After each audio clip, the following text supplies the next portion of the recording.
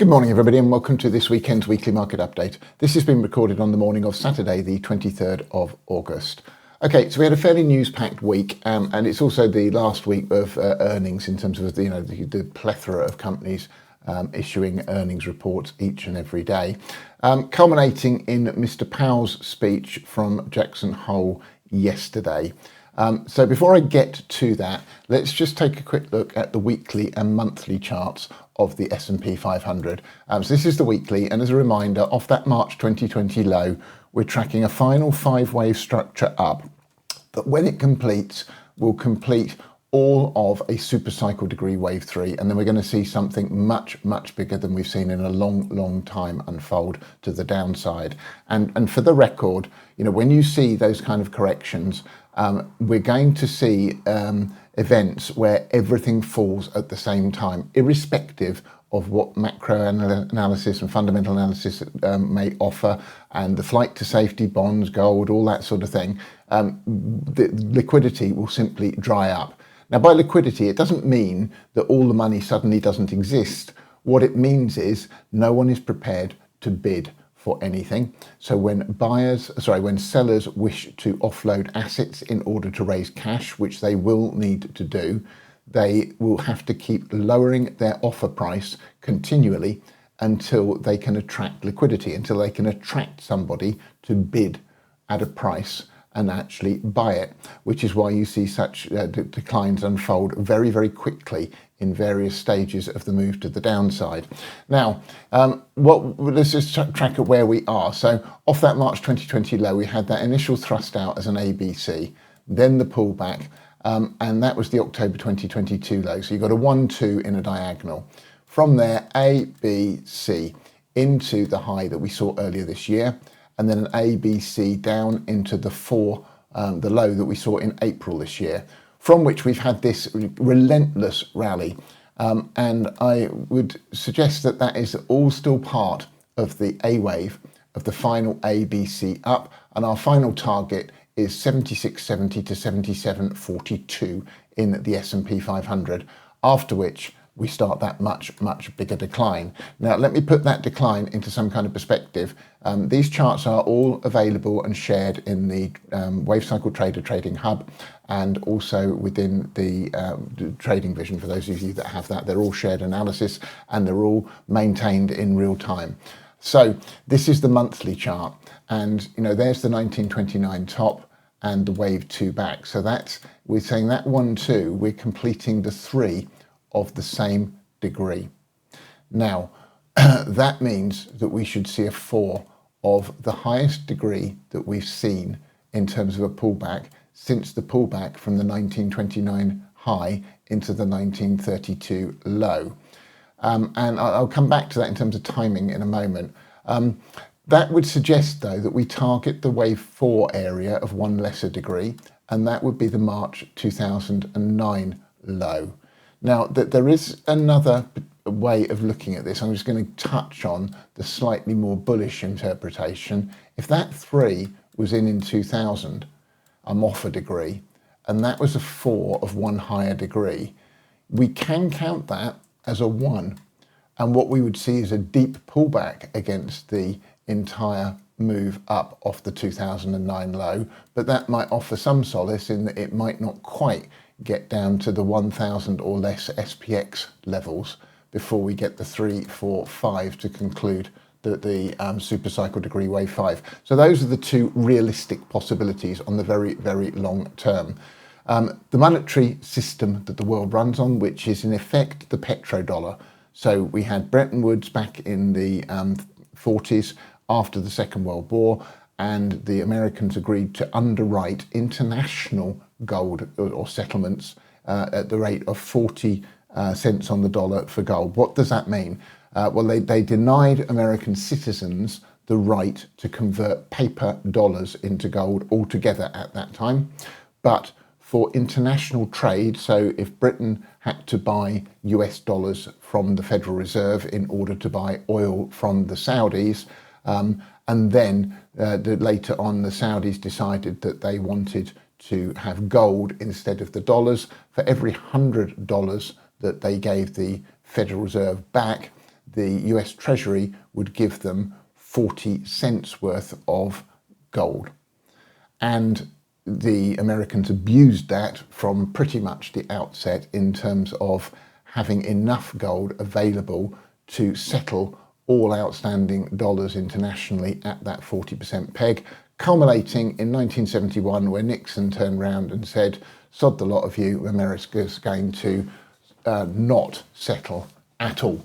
So you can no longer convert US dollars into gold with the US Treasury. He did that for two reasons. Firstly, the US gold reserves were depleting at a rate because international markets were fully aware of what the Americans were doing, didn't trust them, and would far rather take a 60% haircut on their reserves than hold dollars in order to actually have the gold.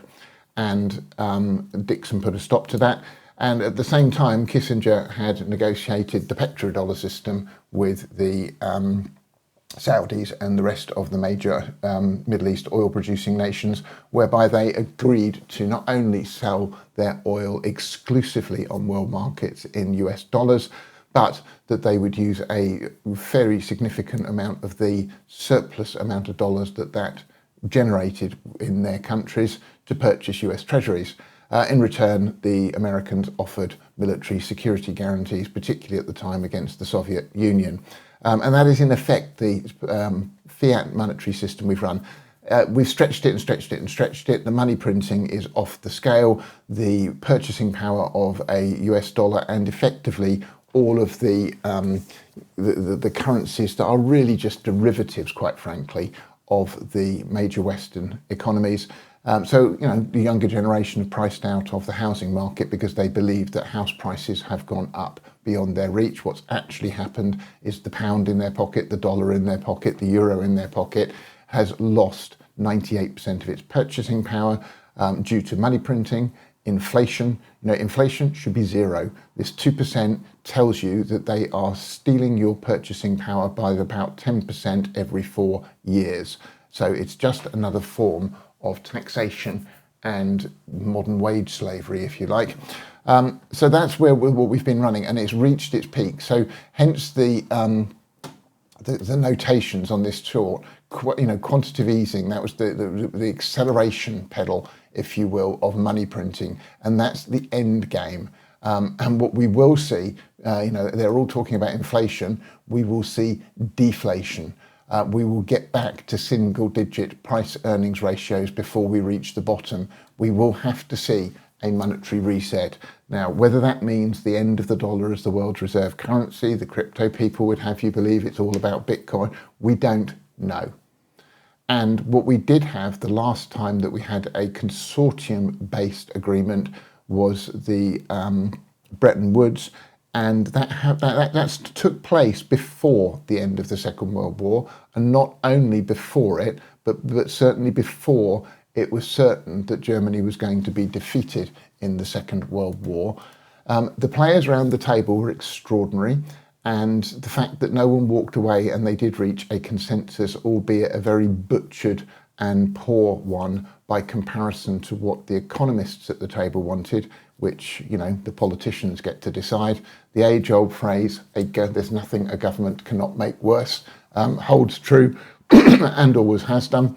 So that's what we ended up with. But there was no choice realistically for everyone. The fear of not coming to an agreement was great enough to make sure that no one walked away. And that included people like Japan, China, the Russians, and all the rest of it. So can we repeat that? Time will tell. So that's where we are in the greater scheme of things. Now, let's come back to the here and now. This A wave is long in the tooth. Is it done? There is a possibility that at the high we saw the other week, it may be done. If you look at the rally we saw on Friday, so we had a pre-market low, and then we started to rally in pre-market. That accelerated right up into the close based on Powell's comments from Jackson Hole, but came shy of making a new all-time high in the S&P 500 and fell short quite by some distance in the Nasdaq. I'll come to where we might be on the slightly shorter time frames in a moment. My concern now, though, if we look at the weekly cycles, they still suggest a little bit more time to the upside, but they're getting long in the tooth. And the weekly cycles are suggesting that when we top out here, we're going to actually see the top. Now, I would maintain that we're going to get a pullback and then another high before we start to see. And that initial move down is going to take us all the way into September, October next year. It's going to be pretty relentless. And then, rather than what we saw in October 2022, where we get a vertical climb out and rally all the way back to new all-time highs and keep going, I would suggest that the bounce out of that will be corrective. And then we will see another major leg down later. But that's all for a little bit later on. We are close to an extremely significant top. For those of you that have cryptocurrencies and all the rest of it, I do think there's another major run. You'll all have heard about alt season, and Ethereum's now outperforming and it's about to break out and run. That's all true. But I think these are the final runs in the moves off the all-time inception lows. And then we're going to see Bitcoin certainly back below 10,000 and possibly as low as 3,000 again in Bitcoin. You'll see a lot of altcoins disappear and so on and so forth. In terms of, for those of us that are a little bit older, if you go back to the 2000 peak into the initial dip into 2003, some fairly unthinkable things came to the surface. They always do when you have these kind of corrections, when you have the major corrections. At the time, the two big names that I recall were MCI WorldCom, and that was a huge business. It was one of the superstars of the technology era. It wasn't seen as a dot-com fluff and nonsense. It had and owned and operated the fiber optic cables beneath the Atlantic between major continents, etc., etc., etc., and bang, bankruptcy. The other one that shocked the world was Enron, seen as absolutely blue chip, solid, almost a safe haven, perhaps even in troubled waters. Absolute accounting fraud and all the rest of it. Bang, it went. So if you roll forward to the 2007-2008 crisis, it started in terms of the public perception with the Lehman Brothers and then Bear Stearns, and you all know the rest of the story. It had started with the toxic mortgage market and then subprime mortgages being packaged into AAA bonds, those being sold around the world, and therefore you had infestation across the entire financial sector of the Western economies, and you had major banks going. For those of you that recall the movie Too Big to Fail, there's a misconception, I think, about the title of that movie, that people believe Paulson stepped in because the banks were too big to fail, therefore he couldn't let them fail. That is not the case. He created 12 super banks, and the case statement Too Big to Fail was, if these then go on to repeat past mistakes and fail, then no government or collective of governments in the world will be able to bail them out. There are talks of a bail-in, and that's still possible. And for those of you that want a blueprint for that, go and look at the trial that the Brits and the Americans effectively engineered in Cyprus, whereby people woke up and whatever they had in the bank, they suddenly had 20% of it left. Moreover, they couldn't use any of their cards internationally, and they were restricted to, I can't remember whether it was 200 or 300 euro per day maximum cash withdrawals internally to Cyprus. So that's whereby, rather than the governments printing money and bailing banks out and then raising taxes on the public over time in order to steal that money back off the taxpayer, they just steal it directly from the taxpayer and take all their savings away.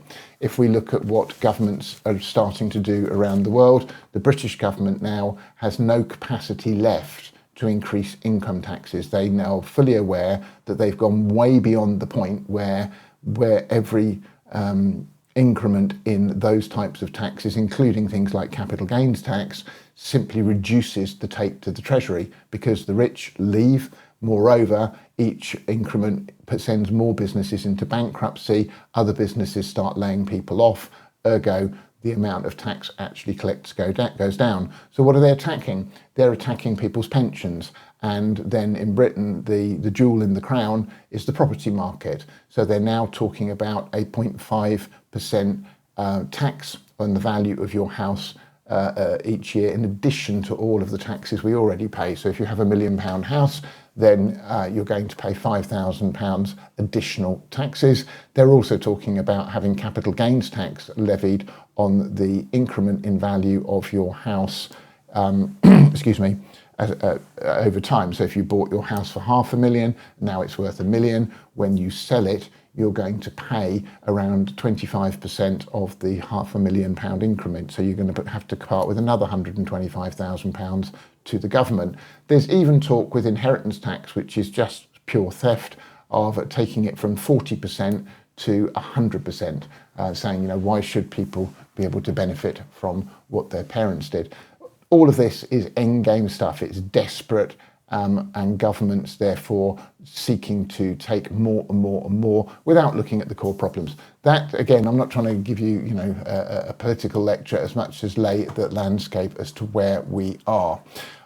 There are a few other things that we need to look at here. So there's some useful charts here. Many of you will have seen these posted elsewhere, but this is the S&P price to book value ratio. And if we look at previous peaks, and then troughs. But if you look here in November 1968, before we had the move down into the 80s, it was at 2.2 times. If we look at the March 2000, it was at 5.1 times. And guess what? It's exceeded that. It's at an all-time high. And that means that, the premium that companies are trading at in terms of share price compared to their true asset value balance sheet worth is at extraordinary and unsustainable levels. It will correct and come back down to the more sensible levels, but we're at that point now of blow off top territory in some of these metrics. If we look at these are the sort of standard indicators, if you will, the Shiller cap ratio, the trailing PE, the Buffett indicator, the Tobin's Q indicator. So there they are in 1929, 1966, 1999, and here we are all over again. And they're at pretty much most of them at absolutely record levels. Those that aren't exceeding some of the exuberance we saw in 2000 are very close to doing so. The Buffett indicator. So again, if we just purely look at the Buffett indicator, historical long-term mean 88%, historical range 70 to 115%, peak dot-com bubble was between 138 and 159, peak before the 2009 crisis 105%. Where are we now? We're at 213%. Okay, and that's before you add in things like the capital flows into cryptocurrencies, and if you made an adjustment for that, that would start to make it look crazy. So we're at 2.6 times higher than we were in 1929. We're at 1.35 times higher than we were in the dot-com bubble, and we're at twice the level that we were at before the great financial crisis. If we look at what Mr. Powell had to say during his fairly brief speech at Jackson Hole, and he was caught between a rock and a hard place. In essence, based on its own criteria, the Fed should actually be putting interest rates up. We've got inflation increasing and starting to rear its head again. There are signs of cracks in the employment market. Those are the two things that are on the Fed's mandate, for what it's worth, to maintain a healthy employment market and to keep inflation. They target 2% because they believe that that's the level at which it doesn't really affect people, which is a complete myth, obviously. But either which way, those metrics are not looking particularly healthy. He talked around them. He left the door open for interest rate cuts in September, but he also very clearly said that should either of those metrics start to deteriorate, then the Fed remains absolutely flexible and ready to act. Ergo, he can put interest rates up at the click of his fingers. The market read that for a green light for September rate cuts, and you got to read between the lines and say there may well be a rate cut in September. We've got the next PPI inflation data coming out on the 9th of September, and providing that doesn't do anything too unexpected, then he may well choose to shave 25 or even 50 basis points off interest rates. That may well lead to our blow off, but again, go back and look at history. When the interest rates start to cuts come in, that's often very close to the peak in markets, and that may well be what we see again. But either which way, he kind of walked a tightrope between what he should be saying and what Mr. Trump and his cohorts want him to say. That's the headline. Now, if we look at employment, although the headline figures that we're seeing are still showing relatively healthy employment data, look at this. Temporary employees, it's falling off a cliff. So what's that telling you? Well, yeah, they might not be laying people off here. They've only created an average of 30,000 new non-farm payroll jobs in the last quarter, last 6 months, month on month, compared to the historical norm of 118,000. So job creation is slowing. We're not seeing layoffs as yet, but what we are seeing is that hiring is slowing down, and the additional capacity where you've got temporary employees and on contracts has effectively stopped. So again, not particularly helpful. Now, there's one last indicator that I want to show you here, and that is just a quick look at previous Jackson Hole announcements. And what you typically see is a slight lag and a sell-off in the markets, not necessarily extreme.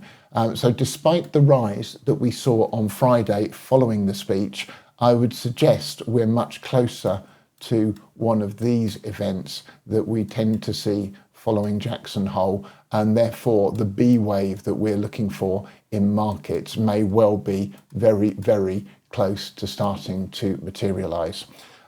If I look at the weekly cycles here, as I said, they're suggesting we've got some more upside. I would maintain that we'll get a B and then a blow-off C wave up to that 77.41 target is what I'm looking for over time. If I bring it to the daily chart, if you just ignore the Elliott wave stuff for a moment, you can see that's suggesting that we've already topped here. This is all just, the usual topping action and the strong hands using the weak hands as their exit liquidity before we get this pullback, which is indicated still into October. However, even with the little pullback we saw this week, the previous pullback that we saw into the August low, at no point have we taken out any support of any significance enough to suggest that the top is yet in. So what have we seen this week? Well, we got this pullback. I was looking for a wave 4 if you go back to last weekend's update and the daily updates throughout the week. And I would maintain that's what this is or was. It may well already have been in, and that we're still looking for a move to 6660, 6660 would be the target before we get that B wave back. There is an alternative. So this is the wave, the SPX primary analysis. If we flick over to the wave cycle trader Alt 1, whereby the A wave is going to come in slightly shallower, and that this was the 4 here. This count doesn't work, by the way, in the Nasdaq, because this move that we saw down this week came too low. The way it would count is this, which is there was the 4 of the move, ABC 1, 2, ABC 3, 4, and you'll note this 4 did not take out the level of this 2. This would be an A, B, and Friday's it moved up off the pre-market low. So there's your pre-market low. This is what we started doing before Mr. Powell. There's Mr. Powell. You can see we've not taken out the high here, but we could just poke our nose up here to 65.17. So if you look at this, we're at 64.70, give or take. So you're only looking at about 40 to 50 points. So you get a little 4, 5, 4, 5 up to this 1618 fib, and that's it. We're done. If we were to see that, if I just flip across to the NDX, you can see with the NDX this week, there's the same fall that we saw in the S&P 500, but this ABC structure came right up to the 618 fib here.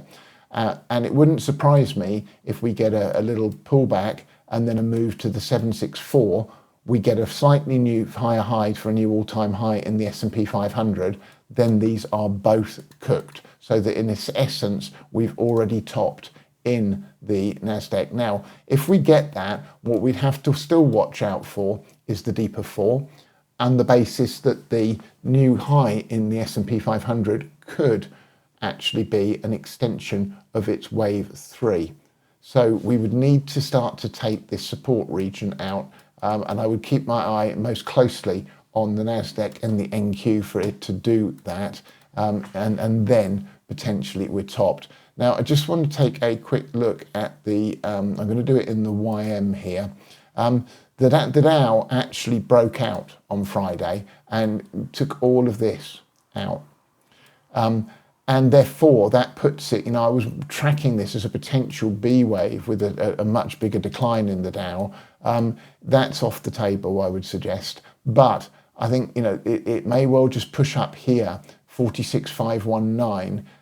So another 700 or 800 points in the Dow, and then its A wave is also cooked before we get the B wave retrace in the Dow Jones Industrial. The Dow's slightly different on the daily, indicating that it's got 2 more highs to go, and therefore we can't discount a slightly different count here, where this is the A wave, 1, 2, and we go 3, 4, 5 of the C wave, and then down.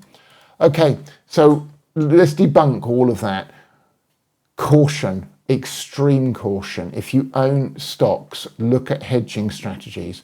Typically, when this kind of top at this sort of degree happens, or very high degrees, you have something similar to that which we saw this week, which you start to break some support on the very low time frame charts. You have a few back-to-back down days, and then when you're looking for a retrace, rather than seeing that, you get a tiny retrace or consolidation, and then the market just lets go. And you see that at all degrees of fractal. We saw it here, this relentless move down. Everyone's looking for a retrace and back up to here or more, and we get a very small retrace and another relentless back-to-back days of downside. You're going to see that at a much higher, much more amplified version of that when we reach that major top. And we are so close to it, all of the metrics are screaming alarm bells here. Go back to 2000 though. These metrics were screaming alarm bells then. The market was overvalued going through 1999 into the Christmas of that year. And the market just kept going and going and going. And in its final phase, the NASDAQ went from 3,000 odd to 5,500. So, it put on another 80% in the NASDAQ in its final 9 months. But then it crashed to below 1,000. So here we are again. I do think that the next pullback is most likely going to be corrective off the April lows. And then we get one last move up. That move may be very rapid.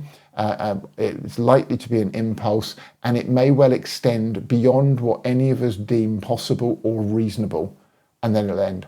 And that's where we are in the US stock markets. And what comes next in terms of the fallout from bond markets, stock markets, and other things is going to be extraordinary. For my money, I think the Enron's, MCI World Comms, Layman's of the next phase, the 2 most obvious picks for me are Monster, which is Michael Saylor's Bitcoin vehicle. I'm going to write an article on that. It is one of the most ridiculous situations. It's not a Ponzi scheme. That's the wrong way to describe it. It's not even a fraud. it's utterly insane, but he's under more scrutiny than almost any other company. That company may well be about to enter the S&P 500, by the way. And when you analyse it down, he's doing this in plain sight. If you look at his history, it's not pretty, but again, that's for another day. And I think that's going to be one of the biggest wipeouts that we see, and possibly one for the record books. And the other one, which people won't thank me for, I believe, will be NVIDIA. People seem to have quietly forgotten about CoreWeave, the channel stuffing, the fact that you've got these additional 5 billion a quarter or more in sales without the inventory being shipped out the warehouses. Now we've got the whole China situation and tariffs, but it's not just about the tariffs. You've got the AI war and the chip war, if you will, between America and China. And if you read between the lines, don't discount China possibly winning, stroke leading that already. Whether they're playing bluffing, saying they don't need and don't want NVIDIA's chips will remain to be seen. But I think there are some serious questions about the actual book value of NVIDIA, quite apart from its complete overvaluation. And they are reliant on these monstrous data center spends, and there are questions around that. So those are the two that I think we're going to see absolutely collapse in terms of their market cap and share price.